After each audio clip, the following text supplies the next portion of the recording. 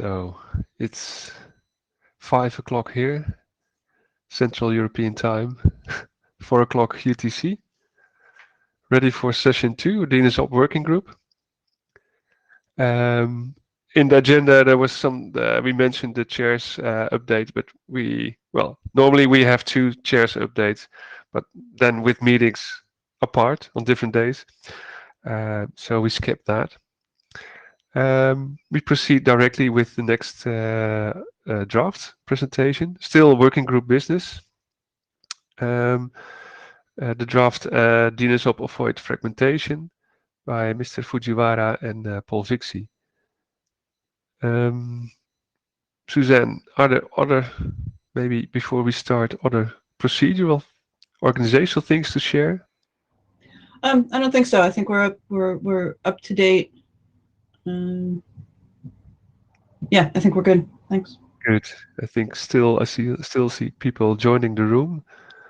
Yeah, it might be a good idea to give them another. Maybe another minute. Let's do that. Yeah. Let's do that.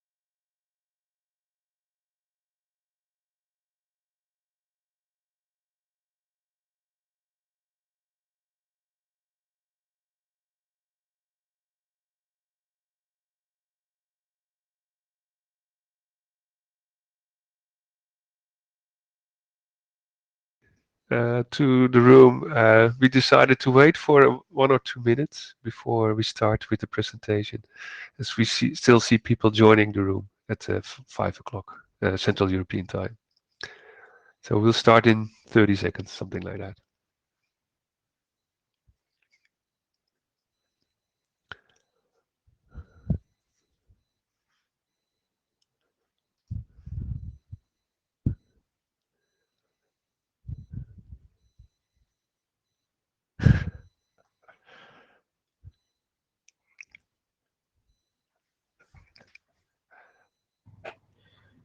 Good.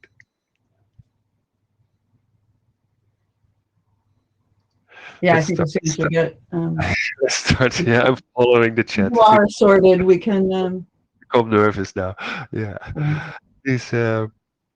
Fujiwari, please go ahead. You can start the presentation.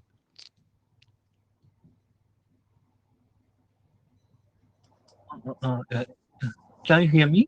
Yeah, excellent. Thank you. This is Kazunori Fujiwara.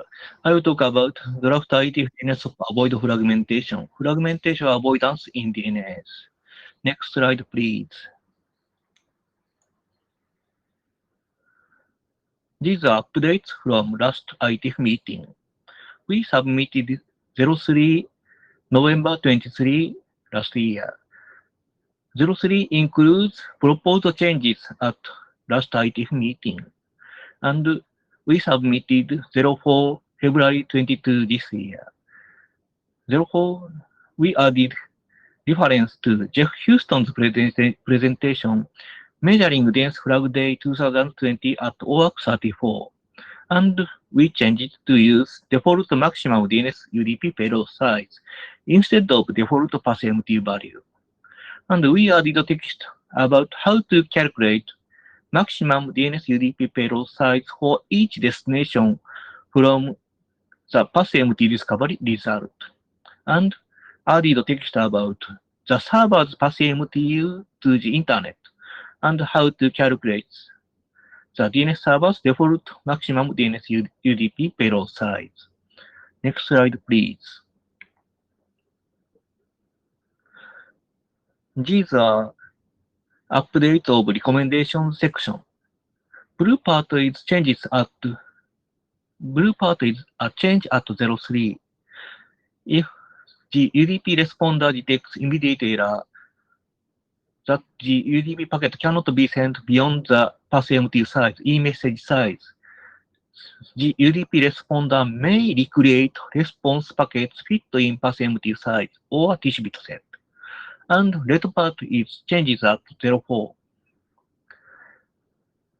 If the passMT discovery failure is impossible, UDP responders should compose UDP responses that result in IP packets that do not exceed the default maximum DNS UDP payload size described in section 3.3. And how to calculate, then calculate their maximum DNS UDP payload size as the reported passMTU minus version 4 version 6 header size 20 or 40 minus UDP header size.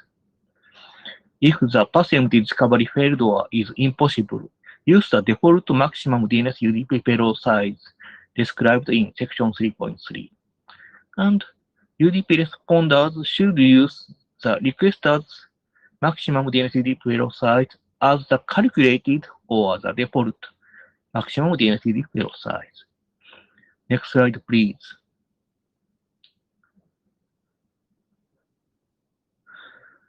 These are changes about default maximum DNS UDP payload size.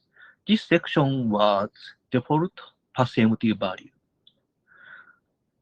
And default maximum UDP payload size for IP version 6 is XXXX and IP version 4 is XXXX. Please choose good values before or after working group last call. And we added how to measure and how to generate good maximum DNS UDP payload size. Operators of DNS servers should measure their passMT to well-known locations on the internet, such as A2M root servers net or A2M GTL servers net, at setting up the servers and or periodically. And the smallest value of passMTU is the server's passMTU to the internet. The server's maximum DNS UDP payload size for IP version 4 version 6 is the reported passMTU minus version 4 version 6 header size 20 or 40 minus UDP header size 8. Next slide, please. Please choose the value and review. Please choose good default maximum DNS UDP payload size. Currently, there are 4 candidates. RC4035 specified 2020 as minimal value, and DNS flag day to 2020 proposed 1232. And many access line case 1400 may be good value. And Jeff Houston's measuring DNS flag day 2020 proposed 1472 for IP version 4 and 1452 for IP version 6. Please choose good value and please review. That's all. Please comment.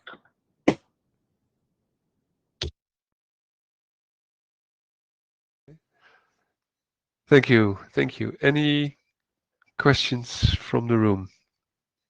Comments? Paul, please go ahead. Hi, super briefly, because I'm not a person who tries to deal with any of this, but this last slide indicates that we are not going to be able to choose a good value. I mean, there is a vast range between 1232 and 1500.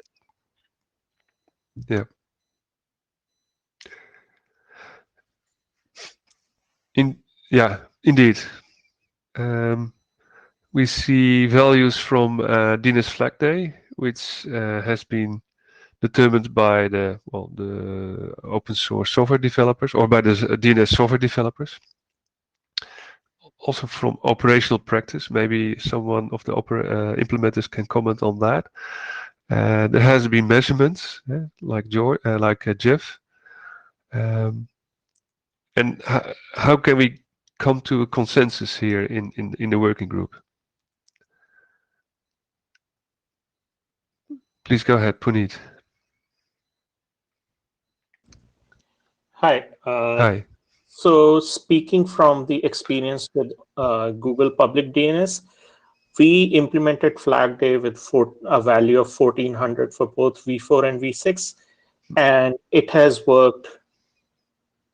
It has worked very well, meaning we are still seeing some issues which we are investigating, where we do not get any responses over TCP, but I believe that's something else going on there. So our vote would be for something which is at least 1400. Having said that, I think, as Paul Hoffman just said, it may be impossible to recommend a single value in the RFC. So maybe saying a legal range as the recommendation may be the way to go. Say, do not set it less than this and do not set it higher than this, based on reasoning, and then leave it up to the operator. Yeah, thank you. Jim Reed, please go ahead. I think Puneet's just summed up what I wanted to say. It's probably impossible to converge on a single value for the payload size, which will satisfy every consideration in every scenario. And I think we shouldn't even try to do that. So my preference would be to set suggestions for a minimum value and an upper value with explanations why those values were chosen, and then leave some general guidelines for operators to say somewhere inside this mix might be the right value for you, and these are possibly the factors you should consider when trying to choose that. But I think trying to have the working group come up with an absolute number which will solve every problem for everybody is intractable. And one other thing I would just say is this document has been going on for quite some time in the DNS working group, and it must be really frustrating for Fujiwara-san that we still can't get some progress with it. I really think we should try to get this document completed and out the door. I agree, indeed. So yeah, I will ask that first, the queue, and then I will come back to that later. Peter, please go ahead. Hello. Thank you, Jim. As a resolver implementer, I don't have time to probe any numbers. So 1232 has worked well for us. It's worked well for many of our customers over the last 10 years. A resolver does not have time to probe. If a server doesn't answer, we cannot spend many more queries and seconds figuring out why that happens, trying different sizes, etc. Even worse, as a responder, one of the first slides suggested I probe the MPU path size to my client, but I have no way to do that either. A responder does not remember a query it already answered. So to me, those parts of the draft are not implementable. Thank you. Okay. Thank you. Other people, comments, questions, feedback? No? Okay, good. Thank you, Fujiwara-san. Indeed, so the thing is, what is necessary to go to make progress on the document? So an interval has been suggested for the default maximum size, payload size. You got some feedback from the implementers. But also, indeed, also in the working group, as a working group, comment, give feedback on the mailing list, and identify what has to be done, what is not possible, so we can make progress with the document and going towards working group last call. if it's ready, of course. Suzanne, Yeah, just I think the thing that we would like to see more discussion, on the mailing list. How much can we agree on what to say about payload size, and Yeah. what other content for this document do we think should be an RFC, and can we get consensus? Because I think Yeah. what the chairs have to do is figure out where the consensus, how big the consensus really is, and how much of the draft it really covers. Thank you. Yeah. Thank you. Yeah.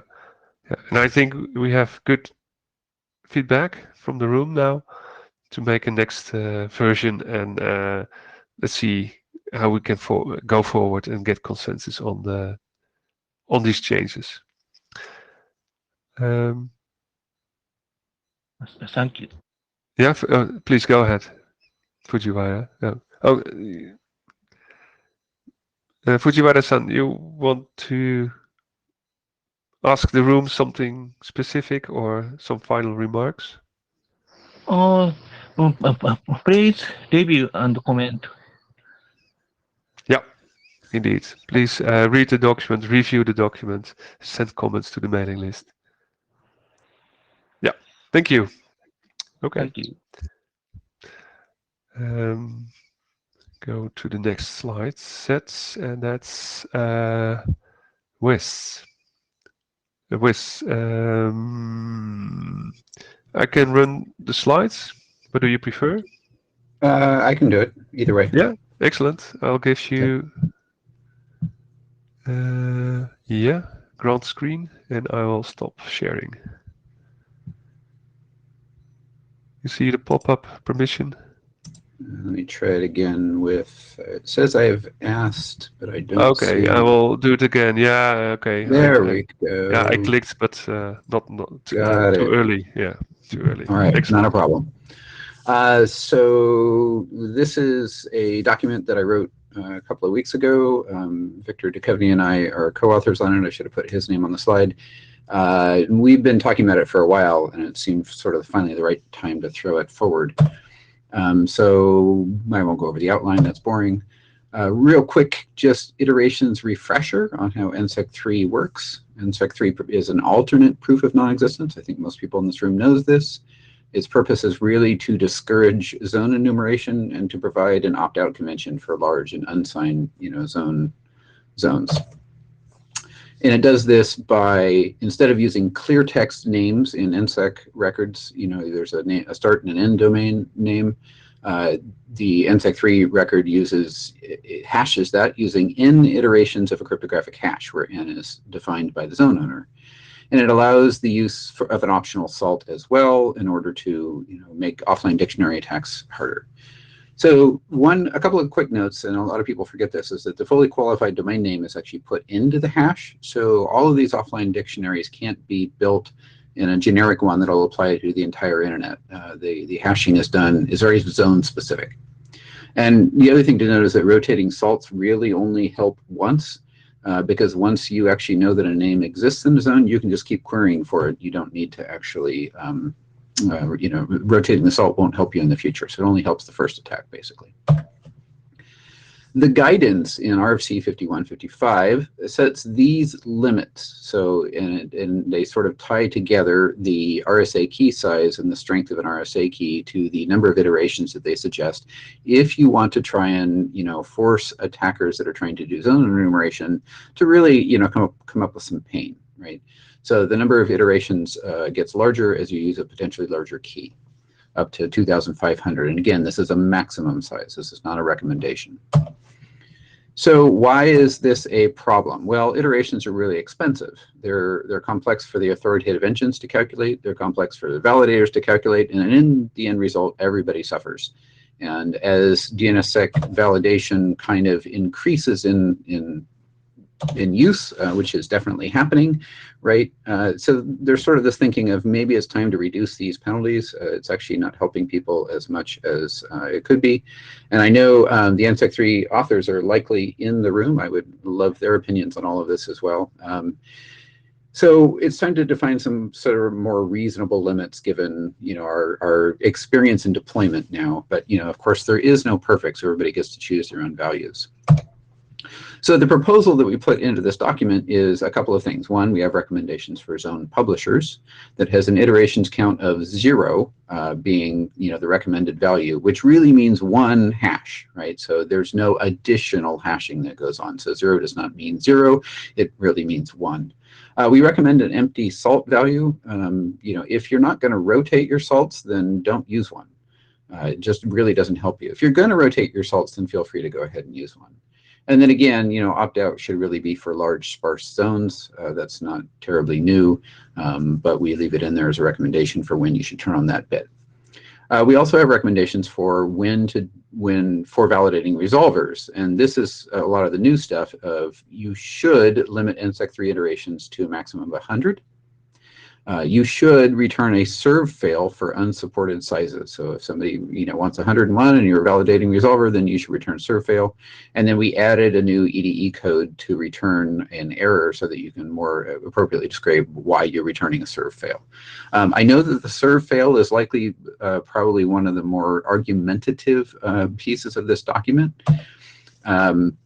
I'll come back to that in a minute. None of this is cast in stone as the way forward, of course. That's up to the working group. So, the old table, the values on the left, and we're basically saying cap everything at 100. So what's next? And this is where the rest of the 15 minutes comes forward. There's really, 2 important questions to ask. One is this document, or this tasking something that the working group is going to consider adopting? Clearly, again, the details are going to be hammered out on the list. So whether or not you like serve fail or not is probably a different question to that of, is this a problem to be solved? And, is this a recognizable problem? And then, of course, what is the right track? It's actually, I think, the first version I published was a BCP. Note that we're putting some shoulds and other things in there, and it really is updating 5155. So it seems to me like a standards track is probably the right way to go. The informational is even thrown around at one point. So with that, that's the end of my slides, and I'll turn it over to the chairs for a discussion of is this something we want to adopt? Thank you. Thank you, Wes. Well, before we ask that question, let's first go to the queue. Roy, the floor is yours. Please go ahead. Thank you, Benno, and thank you, Wes. A few minor things and a big thing. From Victor Duchovny's statistics, and I think you've seen them as well. There are about 14 million, if not more, signed zones. And the bulk of them, about 75%, is signed with NSEC3. So any change with regards to NSEC3 iterations value is going to potentially impact a fair amount of signed zones. You also say, let's reduce penalties, and then you talk about serve fail. I'm all about lowering the cap. I agree that it's not complex, but costly, right? It's costly for the resolver and for the authoritative server. I'm happy to go with 100, happy to go even with 25. My issue is with serve fail, and you probably know this. With RC 5155, we already have a solution for values that are above the cap, and we treat the zone as unsigned. Even if an algorithm is not supported, we treat the zone as unsigned. And if a diecast is not reported, we treat the zone as unsigned. So this is nothing new. So if an iterations value is unsupported, we should treat the zone as unsigned. I'm happy for the current cap to be lowered, such as like I said before, 25. I just can't support serve fail. With regards to the other things, I think reducing the cap is the most important part of a potential working group adopted draft. I think there's a slight misunderstanding, or maybe a slightly we could clarify the purpose of SALT a little bit better. I just think it's a distraction from all of this. So I wouldn't even discuss SALT. Wouldn't even discuss opt-out. It's not a BCP. I think it's a standards track if you want to lower the cap value. Anyway, good work. As you know, we've talked about this before, and it's just I rather have insecure rather than serve fail. Thanks, Wes. Sure. Thanks, Roy. And there is a question of, do we want to narrowly scope it down to one thing? I think some additional guidance on reasonable salt values and when to do things operationally, might be needed. The opt-out is really already in 5155, so if it becomes standard extract, that probably is out of place and it's no longer looking BCP-like. Thanks, Roy.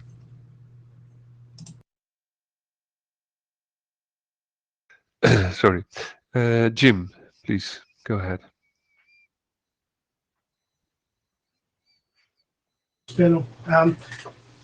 Wes, you're on the right track here. I think there's a good case to be made for some implementation guidelines or deployment guidelines around this stuff.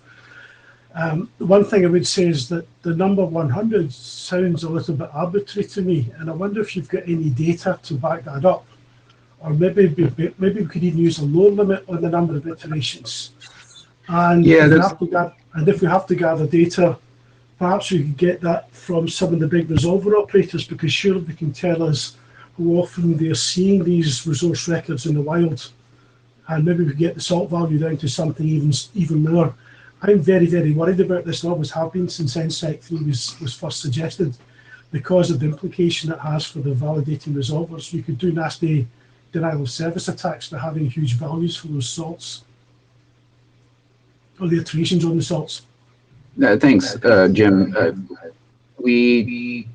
I don't think that, I believe somebody out there actually has numbers for how long it takes a CPU to actually calculate, n iterations of SHAs for NSEC 3 specific records. That work has been done. I don't have those numbers. Victor Duchovny's and my project on stats.dnssectools.org, we do have a list of all of the zones that exist out there that we know of with NSEC 3 parameters and the sizes that they're using. So we do have information about that. Whether 100 is the right value or not is, to me, that's sort of a reasonable balance of not ridiculously high and yet, still provide some people some room. And that is a somewhat reasonable cutoff. Victor can share those numbers at some point in the future.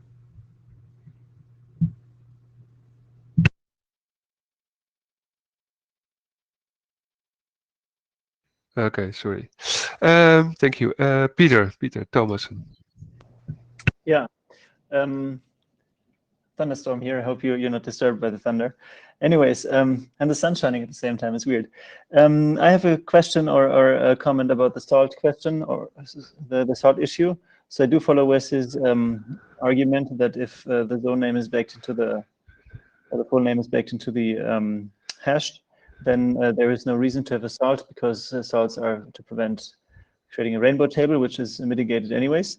And I have not heard whether there's any other arguments from anyone for keeping a salt. So if there's any proponents, I'd be interested in what the pros would be. Well, I think if you are adding new names, or if you have a highly dynamic zone where you're adding and removing names on a regular basis, then it prevents, it allows more computations for as people are changing from one set of dictionaries to attack to, or one set of zone data to attack to the next one, that they can't just keep reusing the same thing, and they end up having to, recalculate a bunch of names to see if let's say you have a name called login.example.com, right? And it doesn't exist today, and you've actually calculated the value with the salt that was in use. Well, if the salt changes, then you have to go recalculate that entire hash for the next zone where you're looking to and waiting for it to appear. So there is some benefit to it if you're going to rotate it. If you're not going to rotate it, then it really doesn't help you. Got it.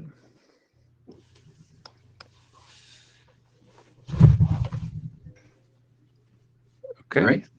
Yeah, there are no other people in the queue. Then we come. Oh, Ulrich. Go ahead. We have time. Sorry, last second to hop in here.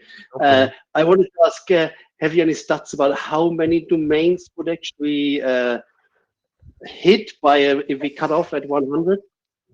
Yes, as I mentioned earlier, Victor has a good list of domains. Certainly it's impossible to query the entire planet, but he has a fairly extensive list of what domains out there are deploying what values. So we have that list available to us. I don't have the numbers in my head for where the percentage cutoffs are, but one of the reasons that 100 was picked was because of looking at that list and where people were cutting off and falling off. So.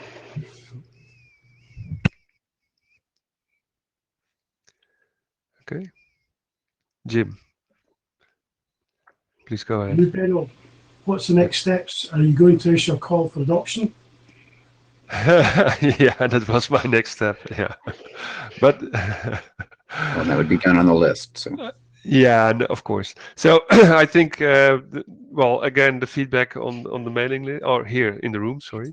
Liber, I will come back to you in 10 seconds. I think that's positive. Working group adoption, we take it also to the list, of course, to the mailing list. With the authors and the co-chairs will schedule that so that there are not more than one working group adoption a week or something like that is running. But I think the feedback from the room is good, it's positive, and I also reading the chat that this kind of guidelines for implementers is also very useful. So indeed, thanks. Libor, please. Sorry for joining the last second. Just my opinion on the number of iterations is that, yeah, I very much welcome the new recommended value to be around 0 or 1. But I think that the most important is the absolute maximum capping, because, well, this is about security of both the authoritative and the recursive resolvers. And if the attacker wants to, like, denial of service attack some recursive resolver, it's up to him how he chooses this iteration value. So he can simply craft an free zone and choose the maximum number of iterations and perform this attack. So I would be even glad if we consider lowering this maximum value, which is now expected at 100 to much lower, like 10 or something really very low, because it's about security of the resolvers. And that's all. Thanks. Okay, thanks. Yeah, I saw a raised hand by Roy, but disappeared again. Okay, I think thank you for the discussion. We take it to the mailing list, and we also will issue a working group adoption call for adoption on the mailing list. We'll try and get a CDF curve posted to the list for where the cutoffs lie and what fraction of the existing world are we cutting off by going to 100. We'll post that to the mailing list. Yeah. Great. Okay. Thank you. Thank you. Okay. Right. Okay. Next up is Ulrich Wisser. Ulrich, do you want to run your slides your own, or shall I share them? You can share the slides, please. Yeah. Okay. And application window. Yeah. There we are. Share. And there we are. Okay, please go ahead. Yes. Okay. So, hello, I'm Ulrich from the Swedish Internet Foundation. And so we are running a project together with Steve Crocker, and Schumann invited us to be part of a project about multi-signer. And you might remember Schumann's RFC about the multi-signer DNSSEC models a few years back. And I have to share a little secret with you. When Schumann came first with this RFC, I looked at it and I thought, okay, there's literally 5 people on the planet who are going to run this. Who is ever going to need multi-signer? And then when we got invited to this project, it turns out that if you want to change name server operators without going insecure, that is exactly what you need to do. So changing name server operators means you join in a multi-signer group, and then the old operator leaves the multi-signer group. So basically everybody with a DNSSEC signed domain is going to want to do this at one point in time. So you know how this goes with these only 5 people on the planet predictions. Yeah, I made one of these. So what are we working on? We want to, let's say, the whole algorithm for changing name server operators for a DNSSEC signed domain is quite complex. And I think most people here in the room will come up with the correct algorithm, and we all have to think a little bit about the timing and things, but we all have to, give it a good thought. And, it's not just something we do on the side. And so it means it's a really complex operation. And that means that a lot of system administrators out there will have problems running it correctly. And so I think this is something that really should be automated. And so we looked at the how to automate this. And and luckily there is a CDS CDNS key. And then there is the CSync record. And with these, we can actually automate the whole process actually without involving going to the registrar, giving, passing keys along the line. And you all know the problems we have with this. So this makes the whole thing solvable from a pure DNS perspective. And that is what we're trying to do. We have written here a new draft, and we have started describing the algorithm. And this is very much a work in progress. So we really would like you all to take a good look at it and come up with, see what we're missing, or if we did get any of the timing wrong and things like that. So we really appreciate help. And next slide, please. Yes. And so how would you run this? Well, in the multi-signer DNSSEC models that Shumon described, there's this, there's a description of an API. And so with that, you would have a centralized version of the multi-signer controller. You would control the whole multi-signer setup from a centralized software, maybe. And it would communicate with all the signers involved through an API. And we actually have implemented this with DESEC, and we tried this with PowerDNS through their web API, and this actually works. And at this point, I was going to say that PowerDNS doesn't support CSync, and we're waiting on Peter to to merge, but obviously he knew that I was going to say this and merged it today. So we're going to try this next week. Even with CSync and PowerDNS. We actually tried to do it through dynamic updates, but it turns out that none of the name server softwares available would accept a dynamic update, DNS key record in dynamic update, or CDNS key record in a dynamic update. So this is not going to work that way, or we have to work out something. And then there is let's say, a decentralized model that we would say, and that the involved signers, name server software, would talk to each other, would collect the information needed, and would then publish that information. And for that, obviously, we would need to define some protocol elements in the future. So next slide, please. Yes, so we are looking for feedback on the document, and we would really like to come in contact with implementers and see if we can make the whole operation easier, because I can say that we didn't even manage to get it working with command line tools. And I got help from Mark Andrews, and I'm still struggling with it. So it's not that easy. And so, yeah, and that's, I hope for feedback, ideas, and comments. Thank you. Thank you. Thank you, Ulrich. Jonathan, please go ahead. Hey, John Reed, Akamai.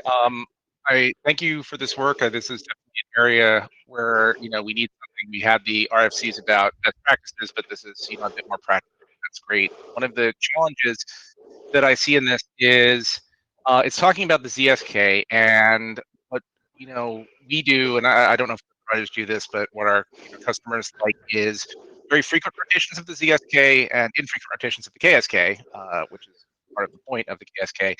And some guidance in here about whether or not it is advisable to pause ZSK rotations during this process, or what would be, some guidance there would be helpful. The other thing is we also see customers who are so hesitant to make any DS updates that in their registrar, even for KSK rotations. So part of the challenge, I think, is establishing some best practices about how long this multi-signer group should exist. Obviously, it needs to exist for as long as it's practical, but having some guidelines around how long this should take and best practices for that would be helpful. I'm sure there's an argument to be made that those things don't necessarily belong in that draft, but I think from my perspective, they would be helpful. Yes, so just so the how long the I can speak to the last point first, and that is how long the transition should take. I think that is more a question of TTLs. I mean, you have to, the parent has to pick up the new DS set, and then you have to wait before you can start to update the NS set. But once the parent has updated the NS set, then you can start to do the whole thing again and try to push out the old. So I think the process will not be fast, but it is very dependent on TTLs in the zones and how often, for example, the parent would do the CDS and CSync scanning. Right now, I know only about on the Swiss.ch and the Czech.cz that do the scanning at all, and they do it once a day. So it is not immediate. Yeah, I meant more having an upper bound, not a lower bound, because I've seen this process take months, and Yeah, thanks. no, of course, yes.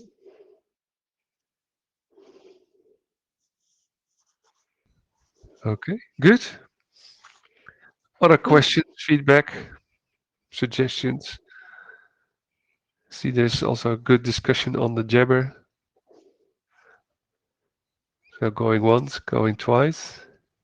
No. Thank you, Ulrich. Looking forward to the next version of the draft, and well, probably in July we'll see an update of the draft and the presentation from you. Yes, absolutely, and we're going to present a lot of this and more practical work we did at the ICANN DNSSEC workshop. Okay, excellent. Yeah. Good. Thank you. And yeah, thank you. Bye. And then next is sorry, I have to check my agenda.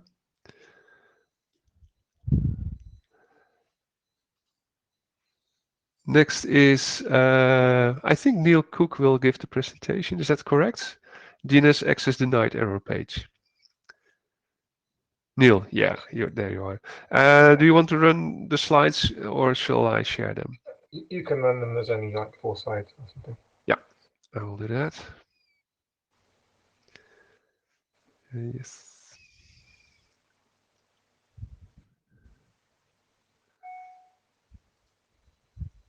Okay, there we are.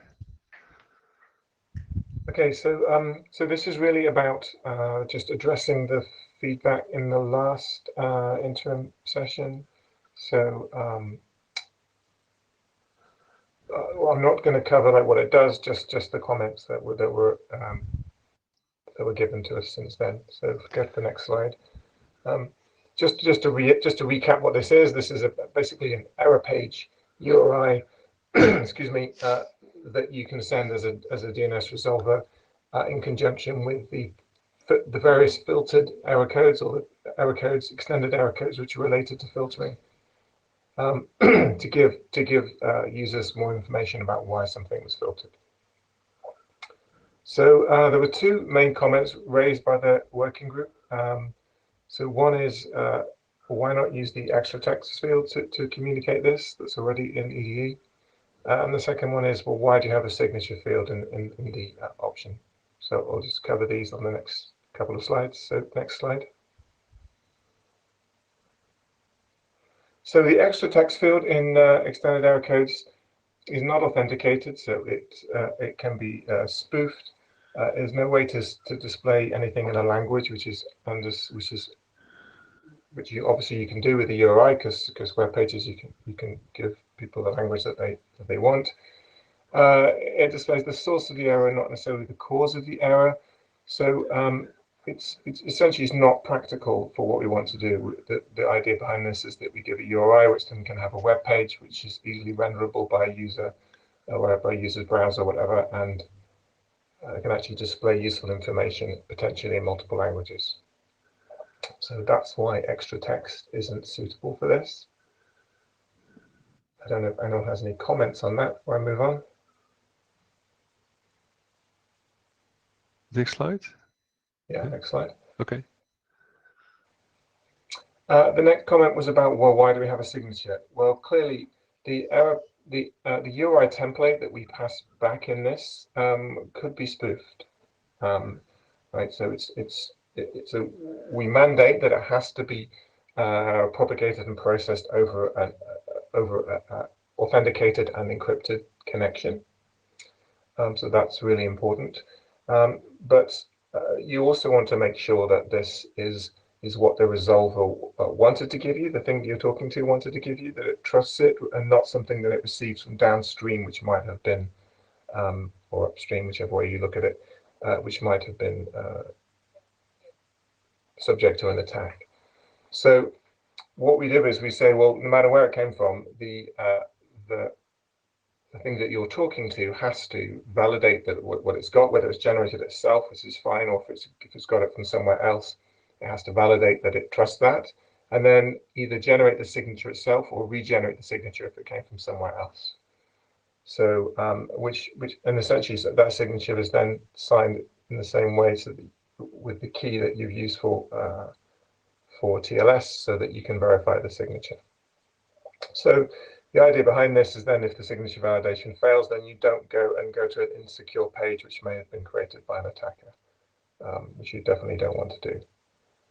So that's the reason for the signature, so that you can essentially validate that this URI is, this URI template is actually something that you want to go to, and it can be trusted. So the idea is, if the resolver that you're talking to trusts it, then you can trust it. Yeah, next slide. And so obviously we specify that if the forwarded, if something's forwarding this and doesn't recognize it, so a forwarder forwards it onto something which then gives it to the client, obviously the signature is not going to be correct because the forwarder hasn't generated the signature. So the signature has to be generated by the thing that you're talking to, and not something sort of downstream from that. So that's the idea. These are the only two comments that I think that are relevant. So I'd be interested if there's anything else on this draft. Yeah. I think Ben has a comment.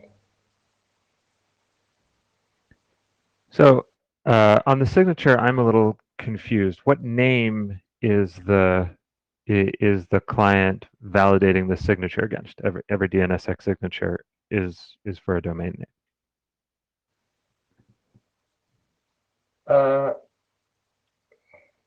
Well, it's essentially using the same keying material that's being used for TLS. But if I'm okay. So if I remember right, a previous version of this draft specified that the error page had to be served from the same TLS authority as the DNS connection was using. So if I was connected to, if I have an encrypted DNS connection to some DNS server that I know by its name, then I can just check that the URL uses the same domain name.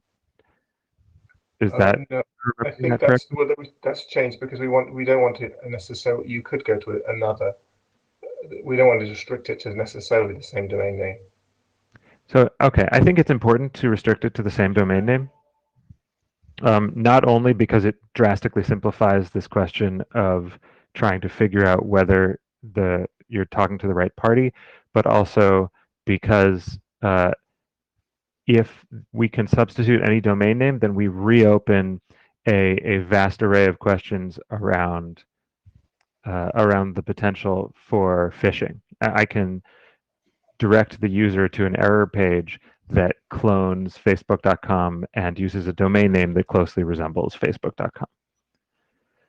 So I think that we should stick with that model. But to step back one level here, I think for this draft to make progress, we really need to see some client-side implementer interest. And really, I think that it shouldn't, in terms of working group adoption, I think that it shouldn't be adopted unless basically we can find a co-author who essentially represents the client-side implementation interest or has deep knowledge of that.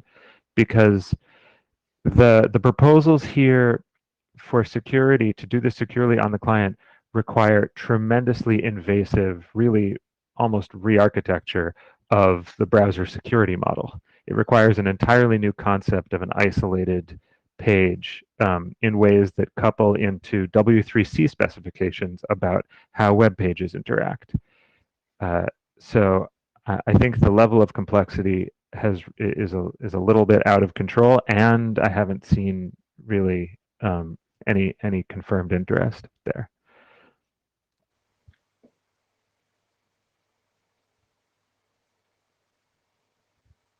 Okay, I think Tira has some, his co-author, I think he has some comments on that. But in general, I agree. Sorry. Yeah, so Ben, to address your comments, right? Well, the first one was related to what if you get a phishing page, right? So the draft takes the principle in the draft uses techniques similar to what we see in Captive Portal, that that page is treated as an untrusted page and displayed in an isolated environment without any user input. So that's one way to prevent that attacks. And the signature is basically generated by the TLS server certificate's private key. So the client would know that it's actually coming from the DNS resolver and not from anybody else upstream, or it doesn't understand the option and just is sending the option. So it's actually providing data origin authentication that it's actually coming from the TLS server that it is talking to. I guess Ben's point is that you may trust this DNS server for DNS requests, but you may not trust it to send you to a web page. Right? I guess that's the point you're making there. Yeah, and I also, on that signature scheme specifically, I want to comment that the server side implementation difficulty of this is also kind of huge. There are many cases where the server operator literally has no way to satisfy this requirement because the TLS front-end serving infrastructure is thoroughly decoupled from the DNS answer generation. Yeah, that's a good point, Ben. So if you see the draft, it's just the URI template, and the signature is a static signature. So it doesn't change with every domain. So it's a fixed data over which the signature is generated. So even in case of TLS traffic offloading, the signature is not going to change for every domain that is getting blocked. So I can understand. I understand what you're saying here, but it still assumes that the signer has access to the TLS private key in order to generate contents that show up in the DNS data stream. It necessarily does not have to. For example, if there's a load balancer which is doing TLS offloading, those signatures can be generated by the backend server and handed over to the front end server. So it's just a static piece of configuration. Yes, but it at a minimum requires a new kind of communication between the entity that holds your TLS private key that's being used for the session and the DNS generation. Yeah.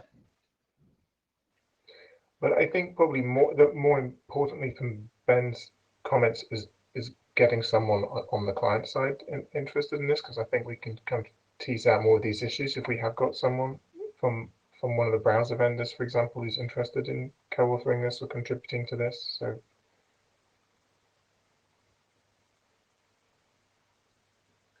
Okay. Thank you. Any other comments? Questions? No? Yeah, so back to the last slide, indeed consider working group adoption. I think given the feedback and comments from Ben, and I understand this, you're already on version 6. So it takes already some time. But I rather have further discussion on these issues than we start a working group adoption. I feel it's too early for this call to the working group. And also there hasn't been at the start there was some discussion on the mailing list, but I haven't checked recently. But I think in the last month or maybe half year there was not much discussion on the draft. So also the working group involvement should really increase here. And I think, given the suggestions from Ben and the feedback, I'm looking forward to the next version and increased working group involvement in the discussion. Do you have some other questions, remarks to the chairs or to the working group? I think one of the potential issues is that this is of interest to people potentially who running who create browsers or whatever, or people who run who run systems doing filtering so they can have a better user experience. And I don't know how much overlap there is with Dnsop in those people. So that could be one reason for the lack of comments on this draft and potentially interest in it. Okay, that's a good point. So maybe also the chairs can discuss this with you and with the authors to find another audience, maybe, or a second audience to discuss this. Yeah, Suzanne? I think it's important to get multiple groups looking at this. This is not purely the Dnsop thing. And we've been getting better at being able to coordinate with chairs of other working groups and so on. But this does need the broader review. Yeah. Thank you. So Neil and Turi, we will get in contact with you how to proceed and find another or a second audience to review or to read and review the document. Okay, thank you.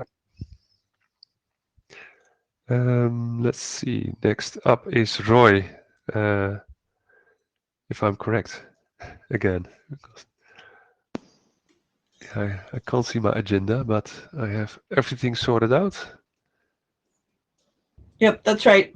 Yeah, indeed. Yeah. Excellent. Roy is already there. I will share my screen.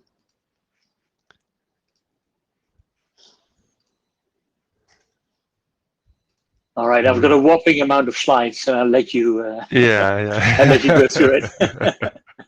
You give it away. All right. Yeah. There we are.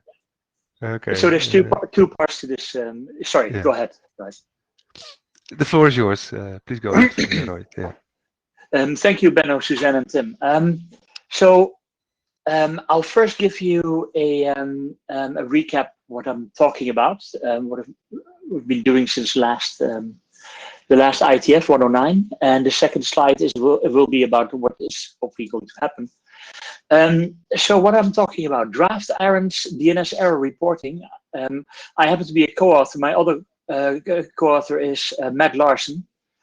The idea is basically that DNS resolvers, when they encounter an error, instead of just burying the error in the log, they can maybe communicate this with the owner of that domain that's failing, or the operator of the authoritative server. And the draft describes a method on how to do this. And this was first communicated a while back to a few colleagues who actually write DNS software, who know more about DNS operations than I ever would, who have large customer bases, etc., etc. And they didn't immediately run away screaming, so which is a good sign. So I call that overall positive. Then I asked during the last IETF's hackathon 109 if some folks would like to implement this. We have one implementation. The server side is implemented, and just as a proof of concept. Nothing is in stable code or anything. So with a proof of concept implementation on the server side, the resolver side basically depends on extended DNS error implementations. Yeah, we're waiting for that as well. The current draft is fairly mature. You will see some additional edits in version 1. But the idea seems stable. Next slide, please, Benno. Thank you. So a few things happened in the last couple of weeks. I noticed some issues with DS records at the zone apex. I never thought that this was implementable, but actually you see it happen. So this is a failure that could potentially be reported. Wes spoke earlier about NSEC 3 iterations higher than the cap that's recommended in RFC 5155, or to potentially lower that cap, go with Surfill. This Surfill can then be reported with a signal that's in DNS error reporting. We know of many DNSSEC configuration issues. I've put a few on the slide, a few top level domains, but also a few second level domains that I happen to know of that had some configuration issues. Recently, we had, I'm not going to say anything wrong here, but I think one of the root server implementations that had a slightly wrong response. Those things can all be reported to the appropriate operator or owner of the zone. Then a colleague of mine, Paul Hoffman, he mentioned that recent work in the DeepDrive working group, they have proposed using DNS records for discovery of if an authoritative server offers DNS over encrypted transport. Now, when that happens, it would be useful for Resolver to report if such a discovery ends in an error. And this method that is in our draft can deliver that error basically. Meanwhile, also since last IETF, I've sent a message to the IETF DNS operations working group chairs, Benno, Suzanne, and Tim, if they were interested in asking the working group if there's consensus. Benno was kind enough to invite me to give a presentation on this. This is that presentation. So my question to the IETF DNS operations work group chairs is, would you be ready to ask for consensus on the mailing list? So that's it for my presentation. Thank you, Roy. Yep. Any comments before I start? Before I will answer your question. Okay, good. Paul, please go ahead.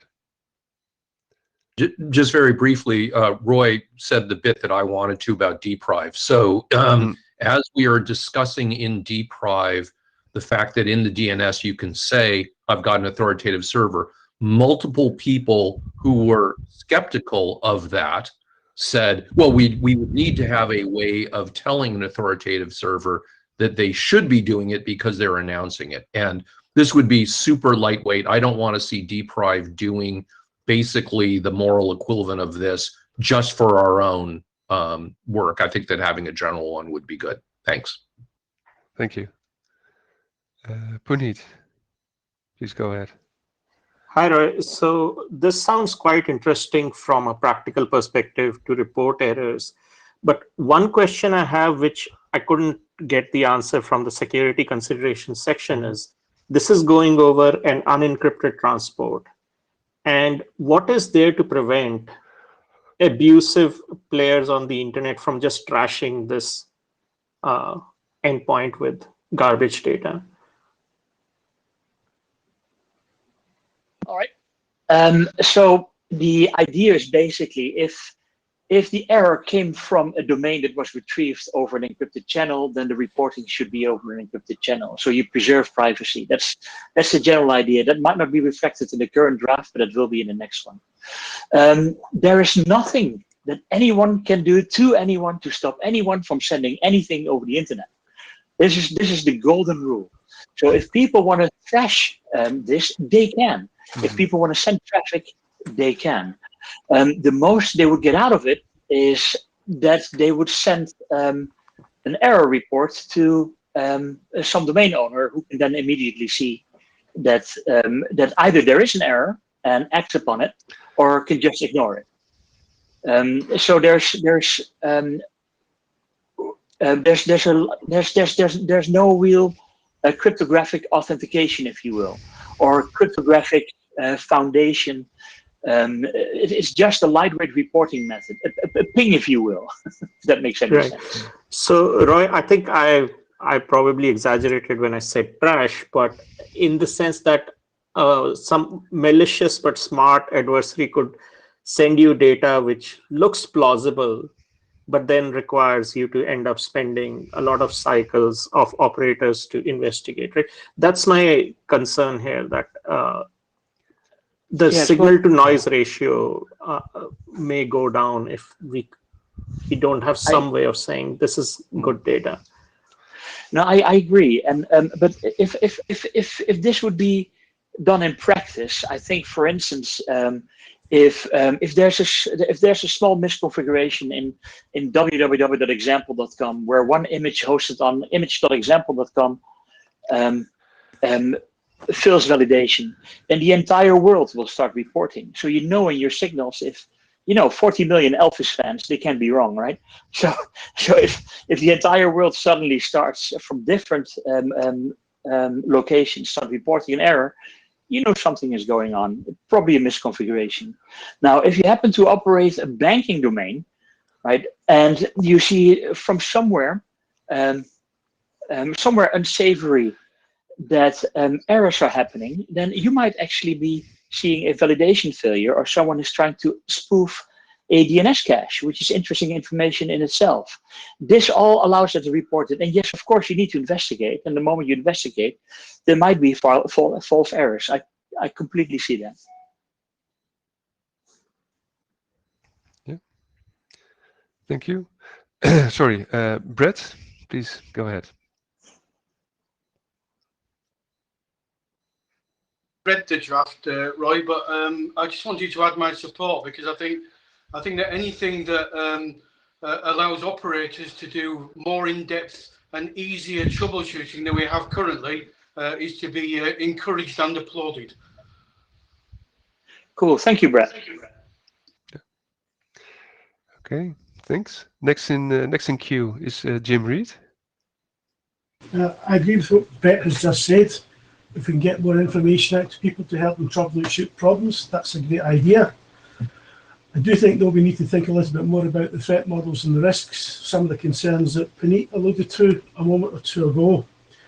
And I think some of his concerns are valid, but some of them maybe not so much. Because after all, we have the same problem just now, even with DNSSEC. We can't validate if a serve failed or a refused or a not implemented error code response is genuine or not. So we can't necessarily guarantee that other error failure modes are going to be telling the truth, the whole truth, and nothing but the truth. And I think we just have to live with that. So I think we have to accept that as an ugly compromise, and then figure out how we can improve the overall ecosystem by at least providing some information that can be helpful, but at the same time being mindful of the risks and threats that might introduce. Jim, if I may respond to that.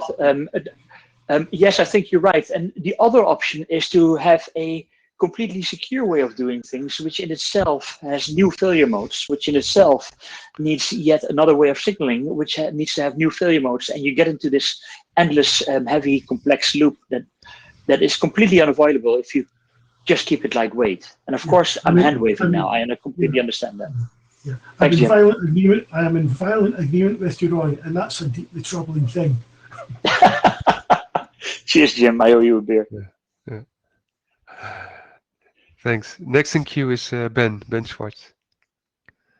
Hey, support. I think we should adopt and make this real. As a number of people have said in the chat, I wonder if you could restrict this to TCP or DNS cookies, or basically some mechanism like source IP validation. Yeah. Yep, that sounds good. That sounds good. As long as it's lightweight, yeah. I don't think it's too much overhead to ask for a TCP. As long as the failure mode, the fall off, would be would be small. Yeah. Thanks, Ben. Thanks. Matt, please go ahead.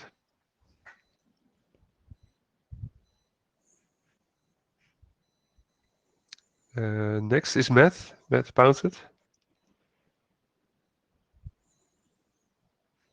Apologies. No problem. Yeah, two different mute buttons that I have to maintain. I just wanted to add a bit to what Puneet said. So as an operator, I find the idea of this interesting, but my mind immediately goes to, I'm going to receive hundreds of thousands of error reports every hour, and I'm never going to be able to look at them. I'm never going to know which ones are real things that I should investigate and which ones are people just messing with the system. So I wonder how many people would actually implement this. That said, though, I could see it being useful in a situation where you can set up some sort of bilateral agreement to accept those error reports. Maybe, TSIG authentication or something like that. So, yeah, it seems interesting and worth exploring, but I have some concerns. Thanks, Matt. If I can respond to that, the part of the idea is that the authoritative server would send in an EDNS0 option a location where to report this thing. So in a sense, that's an opt-in, right? You basically opt in on the authoritative server side. You're basically saying by publishing this EDNS0 option, I would like to see errors if you have any. Mm-hmm. So that's part of the idea. Right, but then having published that endpoint, I expect to see error reports that aren't error reports, and I expect to see them in extremely high volume. Yes. What I'm saying is I expect to see an incredibly high volume of noise, so much as to make it useless, unless I can restrict somehow who's able to actually send stuff to that endpoint. Yeah, no, I understand. Yeah. I understand. So everyone, these are all good comments, and I would like to have them on the list as well. My brain is a sieve often, so like Teflon, nothing sticks. we do have the recording, so you can listen brilliant. back. Yeah. Good. Peter Thomas, please go ahead. So as we just heard, there is the need to have some kind of tooling on the auth side to do, or the domain owner side to do the aggregation of whatever the number of error reports is, and then to interpret them. And it's similar like with DMARC, as somebody in the chat mentioned, even though probably the DMARC volume is lower than DNS query volume.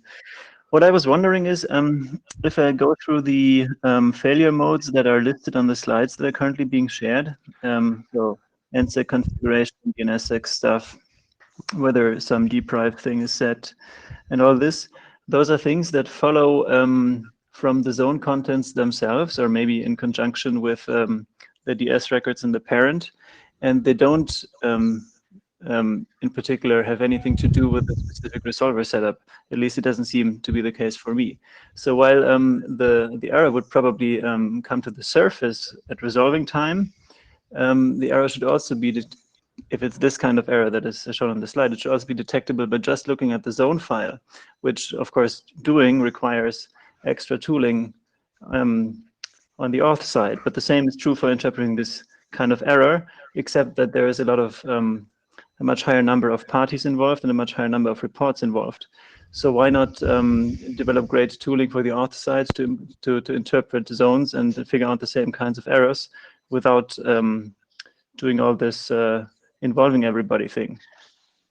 I completely agree, and Brett can confirm this.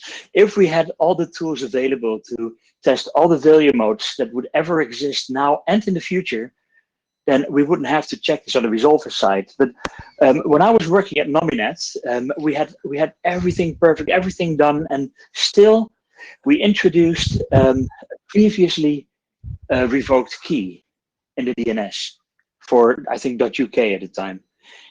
And of course we did this on a Friday. And yes, we had all the tooling to test all this stuff. Most of the tooling were built in-house. Some of the tooling were for third parties, but we couldn't just foresee this one. And I mean, if we could, we would have done it. So we were basically reported this error via Twitter by one of our colleagues, and it was fairly embarrassing. Now, if I would have this error report like 5 seconds after I published the record, because someone in I don't know, West Samoa would try to resolve it and fails, and then send me an error report, I could do something immediately. And this is not an either-or thing. You're right. These things need to be checked the moment you publish. But there's always the potential to overlook things, always. And I've learned it the hard way. And I'm sure some of you have as well. And so I think it's good if this is done in the resolver as well. Okay. But thanks for the comment. I have one small follow-up. In the SA record, there is the email address for the zone admin. Is that where things are supposed to go? I don't think so, right? Because why not? No, there's nothing to do with an email address. The whole idea is that in the EDNS 0, in the EDNS 0 option, there is a suffix, if you will, that you apply to the owner name that you just tried to resolve that failed. And the details are in the draft, but no, this is not sending an email. This is just sending another DNS record off. Just sending another query off. Okay, I wasn't aware of the method. Okay, cool. Thank you. Well, good discussion, and we do have time. But let's close the queue now. Paul, please go ahead.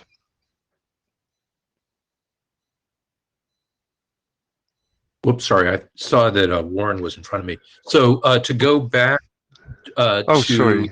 Okay. Well, he was, but then he wasn't. So yeah. To go back to Matt's concern of I'm going to get flooded and I'm not going to be able to deal with the flood. One of the things in this draft that I really like is the fact that the authoritative, give the prefix of where to send this to. So you can change that in your EDNS option as often as you want. So in a sense, this is somewhat like salting, but if you want to, if you want to change that every 5 minutes, you can change where it gets sent to. And so it's not like that once you have published something, it's going, like once you've published an address equivalent, that it's going to get spammed forever. Because as soon as you stop publishing that, you can stop looking at it.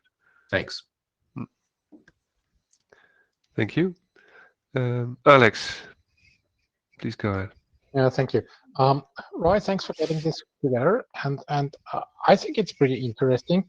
However, I also understand the concern of being like spammed with false error reports, and one way around this, besides the thing that Paul mentioned, which doesn't really help you because that only means that you get the spam to a new address every 5 minutes in the first place. But anyways, it doesn't really prevent anybody to send you spam. What about adding text to the draft that I'm trying to phrase it very carefully, puts higher level of trust into reports that arrive via protocols that are harder to spoof. Specifically, if I get an error reporting via an encrypted DNS connection from a client, then it's probably more trustworthy than a query that I get in or TCP port 53 UDP from a non-existing, non-routed IP address. Let me put it that way. Yeah, I know it's like opening a can of worms, but that might be an option. I think this is useful because it's a little bit like DMARC essentially. Yeah, that has proven to be useful in some scenarios as well. Yeah, I think it's actually exactly like DMARC. That's where the idea stems from. Initially, when I heard about DMARC, I thought that yeah, no one's going to report stuff, and everyone is reporting, so that's great. It works. There are organizations around this that help brands to just make sure that they're stable, and this is actually the missing link that I thought between operators of resolvers and operator authoritative domains. Now, with regards to the reporting itself, keep in mind that since this is not a query, you can actually, on the response to the error, you can set a timer, you can set a TTL of basically 1 hour or 1 day, and you're supposed to cache that locally. So there's some management that you can do as well. If you're overloaded with errors, take the EDN0 option out, right? That's also an option. You don't really have to change it. You could change it every 5 minutes, but there are various methods of doing things. The reason this is so, the reason I think this needs to be lightweight and not having a slightly more complex mode using HTTP or email or whatever, is that all of these other methods, the moment you step out of the protocol, you will introduce new failure modes. And you get into this loop again. So I just want to avoid all the additional complexity and start simple. But yeah, once this thing is adopted, it's out of my hands, of course, and then it's a working group's problem to solve, basically. But thanks for your comment, Alex. Respond to that because I didn't mean to step outside of the DNS protocol. I only meant that as an operator of an DNS server that receives reports, I would probably consider reports that come in via TCP or DOT to be more trustworthy than random IP reports. That's what I meant. I didn't mean to step into HTTP or email or whatever. I meant to let them. Yeah, sorry. No, I get what you mean. Protocol family. Yeah. Okay. Yeah. No, you're absolutely right. I misunderstood. I apologize. So, yeah, thank you, Roy. You're right. Yep. I think we have a good idea of the room. It's positive. So back to your last question or last bullet point, not a question. We will coordinate a working group call for adoption of this draft later in the next weeks. But we will contact you and Matt, the authors of the draft. Thank you, Roy. Good. Then we come to the next presentation of for Jari. Great. Jari, shall I run the slides? What do you prefer? Yes, please. Yeah. Before Jari gets started with this, the chair has actually talked with the Dnsop chair has actually talked with Jari and with the ADD and deprive chairs about where this draft might find a home. We haven't taken a position on whether Dnsop is the home, but we did feel that Dnsop has the widest range of people who would be interested and would have an opinion on where this draft should go next. So we're not necessarily looking at this for adoption, but we are looking for whether people are interested in further consideration and doing work on it. Yeah. Thank you, Jari. Thank you. And we are looking for feedback. So this is a topic that me and some of my colleagues and students looked at. We have a problem that we think is important and some directions for a solution. And we're here to talk about that a little bit and see if you think this is perhaps workable, or you have concerns, or this is old news, or too much science fiction. So let's see. Next slide, please.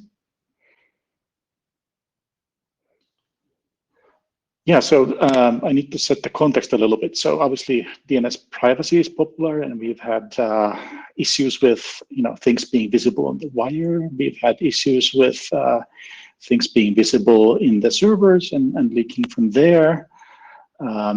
And of course, the resolver services can be an attractive target for, let's say, governments or attackers or so on to retrieve some information about people's browsing histories, for instance, because they do see the browsing history.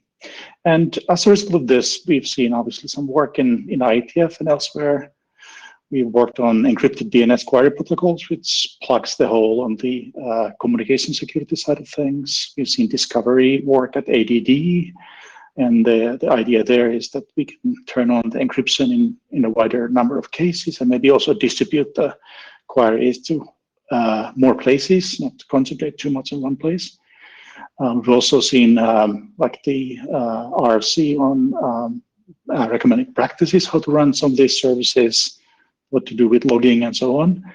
We've also seen expectations and contracts by people like the Mozilla Foundation, who's trusted recursive resolver requirements, set some guidelines on what needs to be done.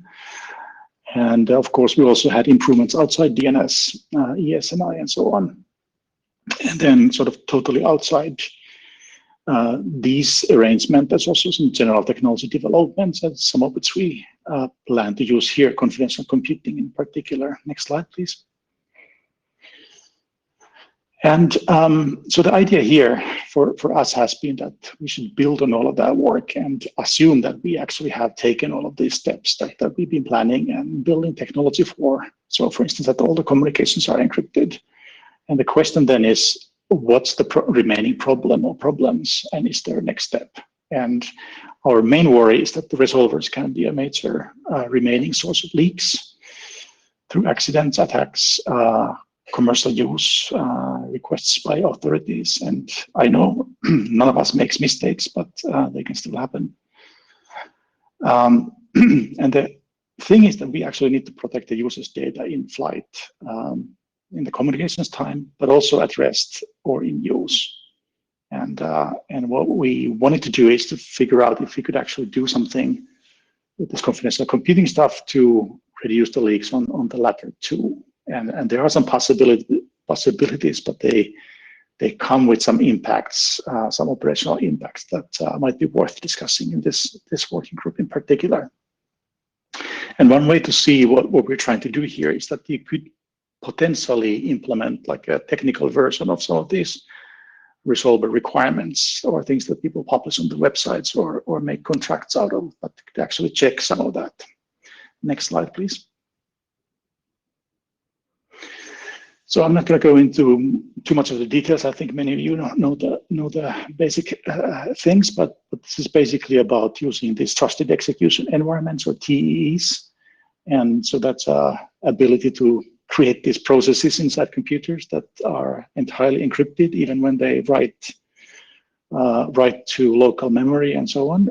You can actually see what's going on. Even the operating system or the owner of the computer can't see that. And there's also some capabilities to provide attestations, even to remote parties, which is about, verifiable statement that this is a process run in this kind of an arrangement and environment, and it uses this particular software image. So a basic idea is that we run the resolver process inside TEE and don't actually provide any user-specific data outside this encrypted process. So we, on purpose, like if we're the DNS operator, we cut ourselves out of the stream of data relating to user-relatable events, at least. And the same is true of the owner of the computer hardware, if that's different from the DNS operator if you run in the cloud, and the operating system, of course, as well. And of course, this requires somebody willing to provide these services in this manner. And depending a little bit how you do this, you might also require to trust a third party for some aspects with regards to, is this a CPU that's using some of these technologies, and did we manufacture that CPU, and what is a good software or good software image that is trustworthy, and so on. But you don't absolutely have to do that unless you really want. Next slide, please. So the basic arrangement is that everything about the client's process of asking about a particular name is inside the encrypted platform. So it's encrypted, first of all, for the transport part of it, and the transport ends inside this encrypted TEE, and it doesn't leave that. Of course, the resolver that answers a query may, in some cases, need to consult the rest of the internet, and there's some discussion in the draft about how one can do that securely. But basically, the information about who asked for what is kept inside. So in this sense, this is kind of similar to oblivious DNS in that it tries to keep away the information of which client asked for what. Next slide, please. Okay, so now we get to the interesting piece. So that previous stuff was basically just the setup that, okay, we can maybe do this, and at least in theory it seems possible, but the question is, can we do this in practice? And this is in particular where I would like to get your feedback. So obviously the upside is that it's possible to hide all user-related information, and we actually argue that one should do so because it's simply good management of data that you constrain who has access to data, and there's no reason for most of the parts of the process, at least, to have access to that data. It's just something that the user needs. And another upside is that we could provide evidence. We don't have to, but we could have the clients actually do something extra. They could do a verification. They could do a remote attestation of the service, which of course would require some changes to the clients, which is a big hurdle. But this is in theory possible. Trust but verify. Do we like this service, but I actually want to trust that they actually do what they advertise? The downsides relate to operational practices. So obviously, you need to have a big service. You want to do scaling, systems monitoring, debugging. You need to be able to respond to denial of service attacks and so on.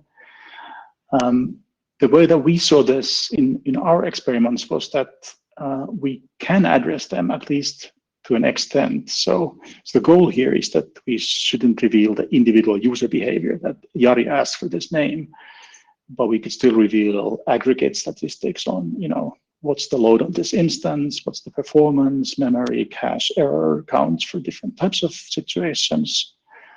We can set limits on particular types of requests or from particular clients or networks, and perhaps even control that dynamically from outside. Next slide.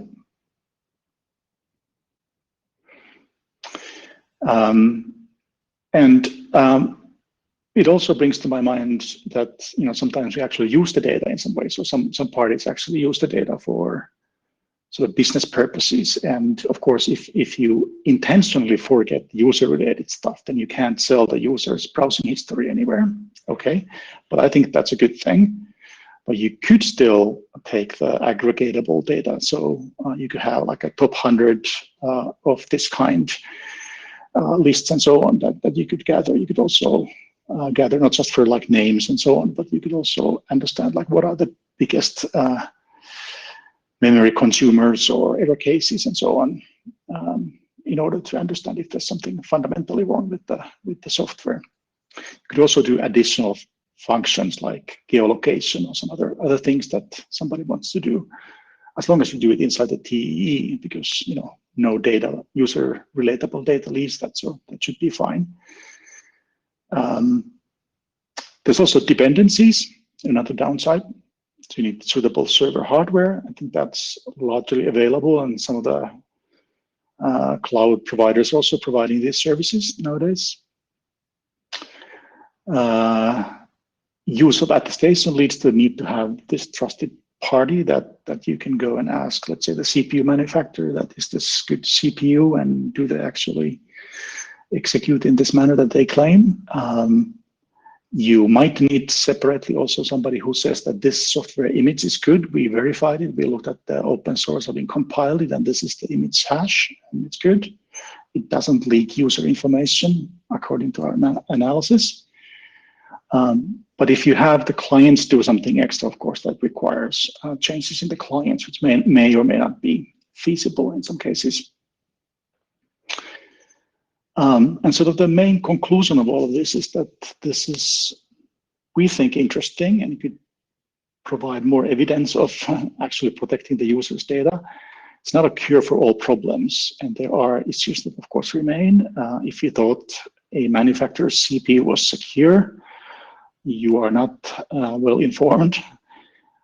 There are attacks. There's also side channel attacks that you can use to determine things. You can have software problems still, even if your software is securely run. But it will still provide an additional layer of defense. So for instance, from the point of view of pervasive monitoring, that some agency tries to look at all the user's data in a particular DNS provider or operator.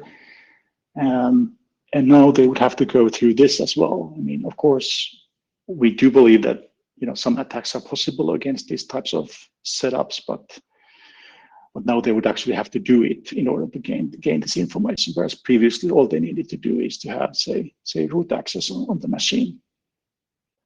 Next slide, please. So I will leave it at that. The only conclusion that I want to say here is that I think we really need to look carefully at the data held by the servers, and we should look at security of that as much as we look at the communications. It's particularly crucial for DNS. We should consider all the tools. This is one particular tool. Like to hear if you think this is, tried and found one thing, or something interesting but with concerns, or perhaps total science fiction and not feasible. So with that, I'll end and expect some comments. Thank you. Oh, thank you, Jari. We have a queue. Thank you for your presentation. Very interesting. Sorry, Warren, please go ahead. Thanks. So yeah, Warren Kamari with No Hats. Yeah, this does seem really interesting, but something that I think needs a bit more discussion is the sort of remote attestation part. Like, how do I actually know that this really is executing in some sort of enclave? The draft sort of mentions there'll be an attestation, but doesn't really cover how. And without that, I don't really see how this is different to, a third party saying you're querying a server, in which case you could just say you're querying a server that doesn't log anything. Right, and the reason that I didn't include that part in the draft was that that's sort of covered extensively by others. But it is true, though, of course, that is something that does require. We need to understand that in order to evaluate things like this. But there are, for instance, IETF working groups working on this. They have a particular approach. There are other designs, and there's a fair number of variants and architectures, and that would require another discussion. There's also protocol details, exactly how you transport. This is like a certificate extension. Yeah, you need a way There's lots of opportunities. Okay. Thank you. So, Benjamin. Yeah. Hi, Ben Schwartz. I'm very excited about this concept. Yes, one of the interesting challenges is that the remote attestation, the CPU can prove to you that AMD claims that its chip is running software with a particular hash, but you need reproducible builds, and every client needs to know the hashes of all of its trusted software builds, or you need a trust infrastructure where somebody checks those hashes against the reproducible build of something. That's one of the many challenges here. Nonetheless, I think this is great stuff. Maybe the right approach here would be a non-working group forming BOF, because really this is highly speculative. It's I think many years away from DNS operational practice. It's fairly close to the privacy research group, PAIRG, that might not be a bad place to talk about these things. And I think it will require us to give a lot of thought to the exact threat models and kinds of guarantees we want. For example, one model I've considered here is a cache-only resolver. So you send your queries, and if the queries are in cache, you get a response back. It's all perfectly confidential. If the response is not in cache, you get an error back, and you have to go fetch it yourself and understand that you've lost your confidentiality guarantee, because otherwise it's very unclear what the confidentiality guarantee is of a thing that's actually forwarding your query on to some third system. So there's many architectures. It's speculative, but this is something I'm very excited about, and I'd love to find a way to support. Thank you. And you suggested this possible both idea. One other idea might also be that this is maybe more implementation. And I mean, there's obviously a protocol component also, but maybe that's a small piece compared to the sort of building the software and so on. And I think we might actually consider also some, I don't know, interop or open source project or some such in this space. So maybe next hackathon might be a good moment for that. And the other comment that I wanted to make is that you mentioned about the privacy of thing that forwards questions, and that can be handled in multiple ways, as you mentioned, the cache only option, but there's also other options. What we actually did in our experiment was that we check the cache and then we return an answer, and if we don't have the thing in the cache, then we do have to ask somebody else. But we also we confuse the timing. Whether or not we use the cache, we always randomize the timing. And so if you get 1,000 queries into the box, and then all the time you also get let's say 500 queries out of the box, but you can't actually match at least not exactly, this came in and then 1 nanosecond later a query was sent out. That's not the case with the kind of arrangement that we're doing, but there's lots of algorithms that one could imagine here. So room for research also. Thank you. I'm closing the queue, so Jim is the last, and well, please keep it a bit brief because we have still one presentation. Thanks. Sarah, you're next. Hi, this is just a comment related to the suggestion of bringing it to PERG. I think as one of the PERG chairs, I think we'd certainly be interested in what we could do to host this and help it evolve initially, and just be the list where you could get some of that feedback actively. So be happy to talk about that offline. Okay, great, thank you. This is Daniel Kahn-Gilmore. I am excited about the thought of trying to think about how much information is held by a server and how to ensure that the server is protecting that information.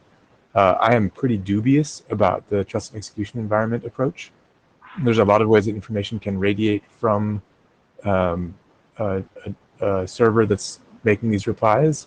And so you could imagine the information radiates because maybe the service is choosing the wrong ephemeral secrets for the transport session, for example. And then the data could be held not by the server that's running the well-trusted code, but by some additional network device that happens to have a tap into the communication. So that's not to say that I think that the goal is wrong, but I think that the TEE, there's a lot of wiggle room, and it'd be very difficult to figure out how to pin that down accurately. Yeah, I don't disagree, certainly. A lot to look at. Yeah, this is Jim. I agree there's a lot to look at here, and it's not just going to be on the engineering side, there's also a lot of policy considerations and stuff. I think also the cost-benefit analysis of this approach will be fascinating and perhaps take a long time to clarify or crystallize. I think, though, that in terms of an IETF home for this working group, Dnsop might be the best choice or the least bad choice for it, because this topic, I think, is going to run for several years and might well outlast PERG or DPRIVE. And since DNOP is the working group that never dies, this might be the best place as a home for it, and obviously can be built from there and moved out into other working groups and BOFs as and when is appropriate. But I think this might be the right shelter to start this work off, Yari.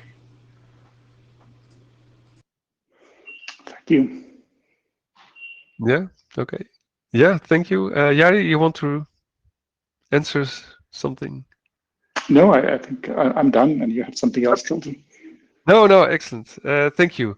Thank you for the presentation, and we will follow up and also discuss with the other DNS related chairs, working groups, what's the best home for the presentation, for the draft. We go to the last presentation. Let's see. Michael, thank you. You're already there. Shall I run the slides? Let me. Yeah, please go ahead. I will give you first. There You we are go. drunk. Windows, there we go. Okay, hi. So I'm here to talk about MUD and DNS and IoT. We all love to talk about IoT devices. There, I'm sorry, I've actually missed the IETF part in the title, but it's in the minutes correctly. So what's the problem that I'm here to talk about? Well, we have this lovely thing, RFC 8520, manufacturer usage description. If you haven't checked it out, please, it's a kind of very sweet little protocol from Elliot Lear. Basically, it describes a set of network ACLs, which I now learn I'm supposed to pronounce that way. In Yang, they're serialized to JSON and they're signed with CMS. And the idea is that the device says, I am a foo kind of device. The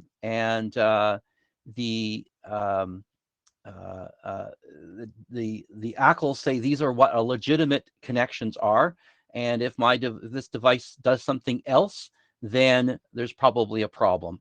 And so there's a lot of people quite excited this, particularly in the enterprise space, particularly in health, where they have hundreds and sometimes thousands of devices and they don't even know where they are sometimes.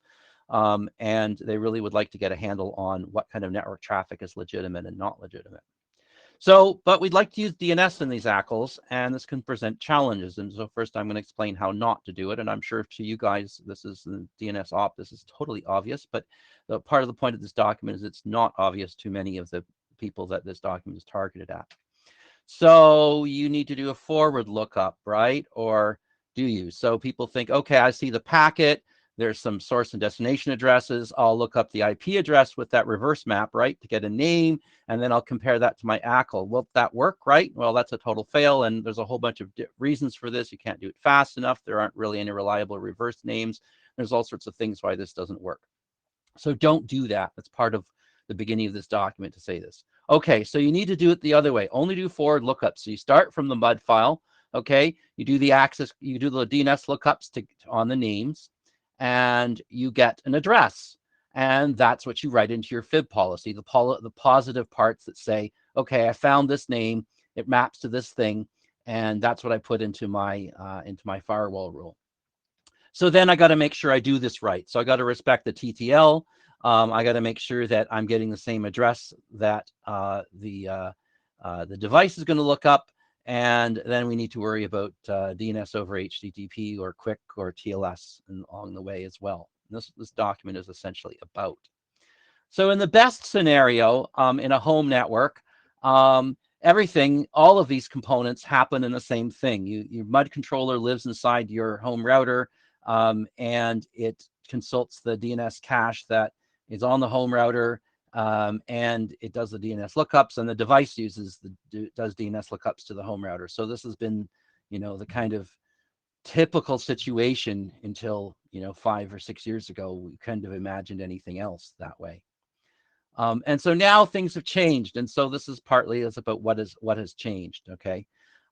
It is more complicated in enterprises. And there's a lot of people who want to use various bits of SDN to do this. And so this document is a little bit about, well, how do you do that? And this is where I'd really like a fair bit of review and feedback as to whether I'm getting all the things right. So the document deals with how you should implement this, how not to do the things that we have in the second slide, and how not to leak the queries, and why you want to do this. So I would love to have some feedback from this group as to what parts I've missed there. One of the things that I believe that I have correct, but I may just not be operationally out there, is the business of round robin DNS and geofence DNS. My understanding is that, for instance, that when you do round robin DNS, that you're supposed to get back the list of all of the A records and quad A records. Of course, they don't all fit in the packet, and that's part of the problem. But that you're supposed to use the first one, and that what's supposed to happen is that it just rotates which one is the first one. That's historically what happened. And if you do that, and that's how it's organized, then it's fine, because the MUD controller gets the list of all possible answers, can put them all into the forwarding the ACL, and then the device, when it later gets one, it gets whichever one it thinks is the right one, and everything's good. And as long as things don't change faster than the TTL, then I think this works fine. The issue is that I think that in many cases there are more A and quad A records than are returned. And I think that in the geofence space, that of course you don't get all of the names for all of the world. But the hope is that if you can use the right DNS cache and you can convince all the devices to use the same DNS cache as the MUD controller, then you may get a consistent answer back from things, and life will be good. Ben Schwartz has some comments to the list this week that this may not be all good, and I'd like to know if there are any solutions to this, or whether essentially we're going to have to guess and deal with what we think is there. So one of the pieces of advice to IoT devices specifically is to use the DNS provided by DHCP, whether that's DO53 or DOH or DOT or whatever, but you should use that one and not some other random one you found on the internet that you think may be more secure. And ideally, that manufacturers, when they're dealing with their devices, are going to call back typically to them, that they make sure that they are not overloading that round robin answer, and that they're actually able to return all the records, because MUD requires some effort by the manufacturer, and so they would probably like it to work. So there's my joke for that. So that's really it. That's my question. And did I get some things wrong?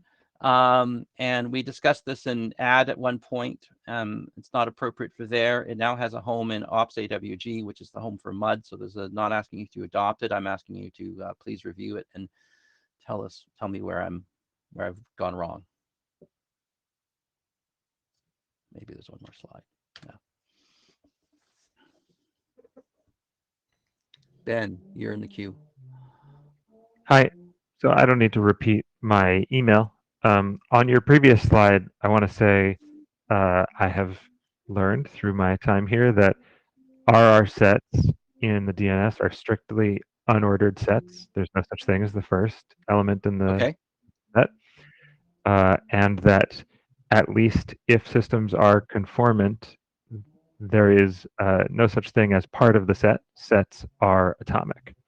So that's okay. That's good to know. The authoritative server can give different sets to different people. So the actual domain owner may be handing out different sets of IP addresses to every time somebody asks. Each of those sets is an atomic unit that shouldn't subsequently be modified. But if you ask certainly through two different resolvers, you'll get two different answers. Even if you ask twice through the same resolver, you can certainly get two different answers, unless it so happens that the result you wanted is still in cache. Right. And it's not sufficient for it to have recently been queried. That's no guarantee that it's in cache, because caches have eviction. So, so even if the TTL hasn't expired, that record could have been evicted from the cache. So when preparing this document, I went back and found some RFCs that explained round robin DNS, and a lot of the lore was actually not in a standard.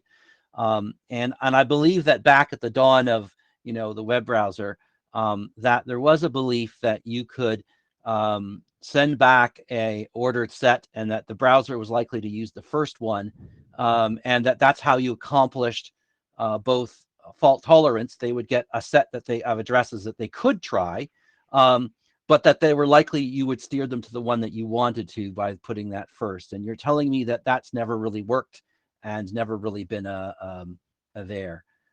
So there are other people here who can answer that more authoritatively. But the bottom line is that your resolver is within its rights to shuffle those. Yeah. And that's actually okay, because I don't care about the ordering of it. As long as I get the complete set, I'm happy, because I assume that that's going to happen. And that's why I went back to read that, to say, okay, well, what's going on? I said, okay, so it's not that they're returning one answer and ignoring the rest. They're supposed to return all of the answers. And the hint was the first one is the one to use, but not everyone did that. Yeah, I think material. So yeah, beyond that, I'll just say I'll stick to the email, and we should follow up there. Thanks for that email too, James, Ben. Yeah. Peter. Yeah. Peter. I queued 3 times, and then Ben said what I wanted to say, so I dequeued. But just to the last bit, when you said to Ben, so you're telling me this was never true. The things you're saying about round robin, trying the first address, etc., they have always been statistically true. But this is not good enough for you.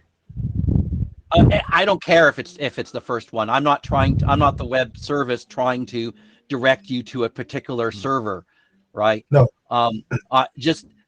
I went back to look at that to see what was happening in that space. And at the time, that's what people were believing. But they said, but you always return the entire set of all the addresses, because that's what I really cared about, was that you would always get the whole set because of that. And what Ben said about cache eviction policy is absolutely true. And I think that's one of the challenges and implementation challenges, and partly why we'd really like the IoT device to use a DNS server that is under the control of the MUD system, such that we can either be aware and override the cache eviction policy, or we can do something intelligent to knowing when, if there's a requery, we can see the requery and know what happened that way. Thanks. And Michael, you're running your own time, or you're managing your own time now, because you also want to pitch your BOF. Yeah, so let me do that then. Peter and Benjamin on queue. But again, you're in charge now. We have 4 minutes. Yeah. Well, why don't you ask your question while I switch the slide? Yeah. Are there any questions still? Ben Schwartz. So this isn't a question, but I'll just say I think that this draft has hit upon a real problem, but I don't think it can be solved with operational considerations. I think that MUD DNS is basically slightly misspecified, or at least specified in an unclear way, where the logical interpretation, the intuitive interpretation, is wrong. So well, and I want to follow up with that on the list, Ben. I think we should solve it. Very well taken. So tomorrow morning, this is an unrelated thing, so make a clear brag. I don't have a hat to change here. Wes and I are co-chairing a BOF called Danish. Oh, I can't get the acronym right, so I won't even try. But it's about Dane, and it's about IoT security hardening. That's the ISH. But I can't remember how the DAN works now. But anyway, it's tomorrow morning in room 8, first thing. It's going to be discussing these three drafts and discussing the problem space for these 3 drafts. Click on the right thing. This is a bit about our agenda, so you can see where we're going. We're really trying to figure out if we understand what the problem space is, and understand what problem we're trying to solve here. And there's been a lot of interest over many years in coming back to Dane to do things. And it looks like that IoT, there are a number of IoT vendors that think that this may actually help them a great deal. And so there's where it's coming from. So this is the thing. Come if you can, watch the video if you can't, join the mailing list. And that's again some of the goals. Part of the goal is to be able to support object security, as well as session security for this. So that may be something that some of you are interested in if you want to see your non-DNS queries get across the network without being seen. Thank you. Paul, you had a question. Very quick question, because I know we're out of time. Is that supposed to be working group forming or just discussion off? Non-working group forming this time. We are We are closer to working group forming now than we were when the BOF was requested, but we are not going to be wordsmithing a charter at the meeting tomorrow. So you won't miss that if that matters to you. Thanks. Thank you all for your time.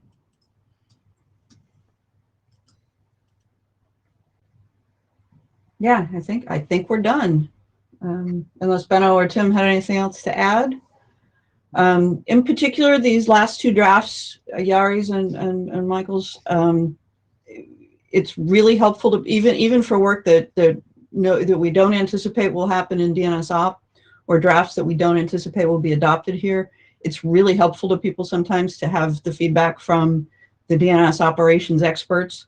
So thanks everybody that's commented on those. And if you want to comment and haven't, please feel free to reach across and provide some cross-area review for those documents. And I think that is the end of Dnsop for IETF 110, unless Benno has something to add, or Tim, hi guys. It's not at all clear whether there'll be a in-person IETF next time or not, but in any case, there will be an IETF 111, and we'll see everybody there one way or another. Thanks for your time. Thank you. Thank you all. Bye.